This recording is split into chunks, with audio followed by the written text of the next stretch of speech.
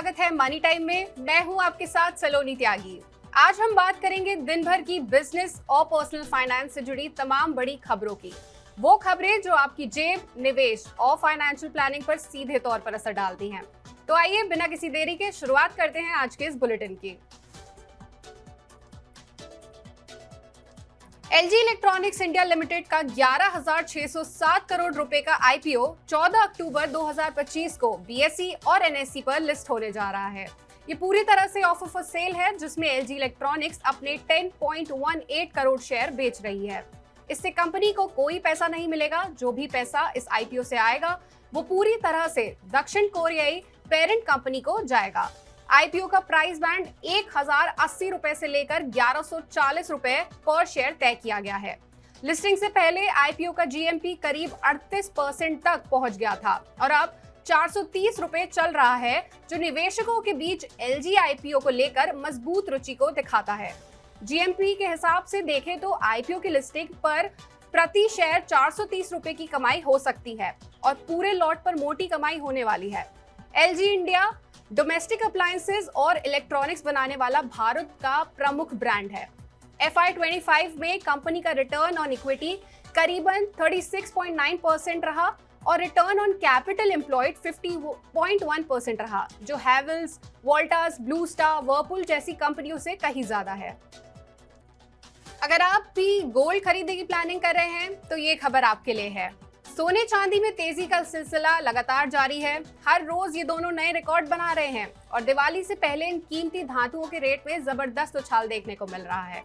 यही वजह है कि एमसीएक्स पर 13 अक्टूबर को सोना 1950 रुपए चढ़कर 1,23,313 रुपए प्रति 10 ग्राम पर कारोबार करता नजर आया। वहीं चांदी भी एक दिन में 5,600 रुपए उछलकर 1,52,000 रुपए प्रति किलो पर कारोबार करती नजर आई। सोने चांदी में ये तेजी सिर्फ घरेलू बाजार तक ही सीमित नहीं रही, बल्कि इंटरनेशनल मार्केट में भी इसमें तेजी देखने को मिली है। 13 अक्टूबर को इंटरनेशनल मार्केट में स्पॉट गोल्ड 1.67% चढ़कर $4,051 प्रति आउंस पर ट्रेड करता नजर आया। रिजर्व बैंक ऑफ इंडिया ने ईपीएफओ यानी एम्प्लॉइज प्रोविडेंट फंड ऑर्गेनाइजेशन को अपने फंड मैनेजमेंट में सुधार करने की सलाह दी है। आरबीआई ने ईपीएफओ से कहा है कि वो अपने निवेश के तरीके ठीक करे और रिस्क मैनेजमेंट को मजबूत करे। अभी इस वक्त ईपीएफओ अपने पैसे का 45% से लेकर 65% सरकारी बॉन्ड्स में, 20% से 45% डेट इन्वेस्टमेंट्स में, 5 से 15% शेयरों में और 5% शॉर्ट टर्म डेट में लगाता है। 2025 में ईपीएफओ ने अपने मेंबर्स को 8.25% ब्याज देने का वादा किया, जबकि सरकारी बॉन्ड्स की औसत कमाई 6.86% थी। शेयर बाजार में निफ्टी 50 ने 5.3% और सेंसेक्स ने 5.1% रिटर्न दिया। आरबीआई के अनुसार ईपीएफओ को अपनी निवेश नीतियों में ट्रांसपेरेंसी बढ़ानी चाहिए। इससे फंड की सुरक्षा और रिटर्न दोनों में सुधार होगा।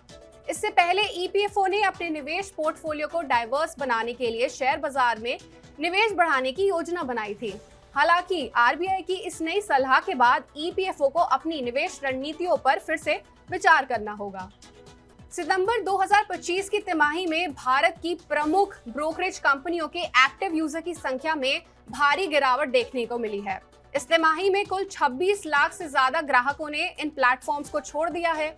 इनमें से लगभग 75% नुकसान टॉप 4 प्लेटफॉर्म्स जैसे ग्रो, जीरोधा, एंजल वन और अपस्टॉक से हुआ। ग्रो ने इस तिमाही में 6.73 लाख एक्टिव ग्राहक खोए। वहीं जीरोधा को करीब 5 लाख ग्राहकों ने अलविदा कहा। वहीं एंजल वन ने 4.34 लाख और अपस्टॉक ने लगभग 3 लाख ग्राहक गंवाए हैं। ये तिमाही पूरे साल के 9 महीनों में खोए 50 लाख ग्राहकों का लगभग आधा हिस्सा है। हालांकि कुछ ब्रोकरेज फर्म्स ने नए ग्राहक जोड़े भी हैं। ऐसा माना जा रहा है कि एक्टिव यूजर्स में आई ये गिरावट साल की शुरुआत से घरेलू शेयर बाजार में आई तेज गिरावट के साथ जुड़ी हुई है।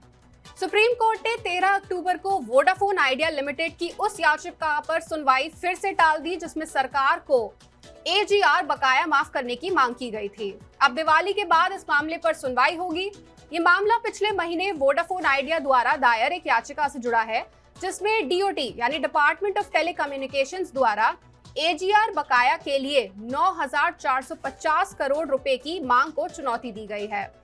इसके बाद वोडाफोन आइडिया के शेयर एनएसई पर 3.87% गिरावट के साथ 8.69 रुपए पर बंद हुए।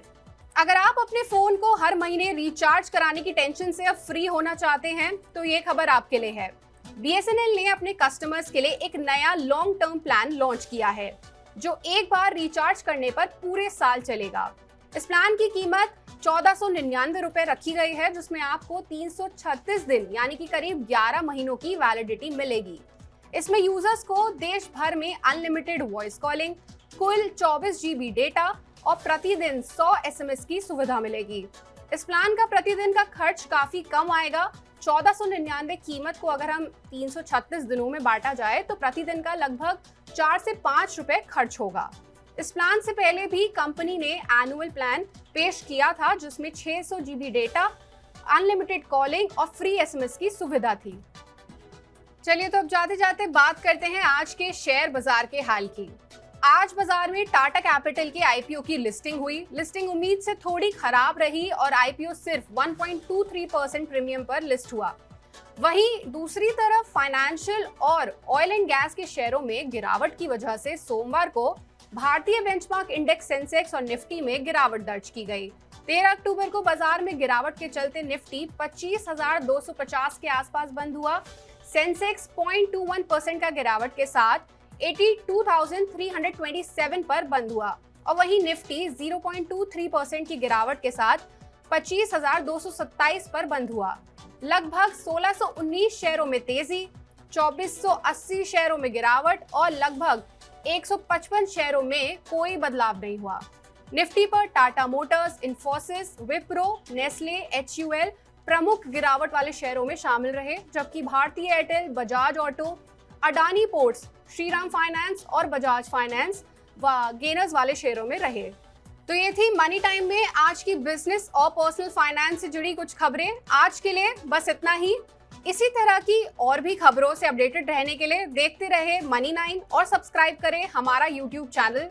साथ ही बिजनेस और पर्सनल फाइनेंस से जुड़ी तमाम खबरों को आप हमारी वेबसाइट money9live.com पर भी पढ़ सकते हैं।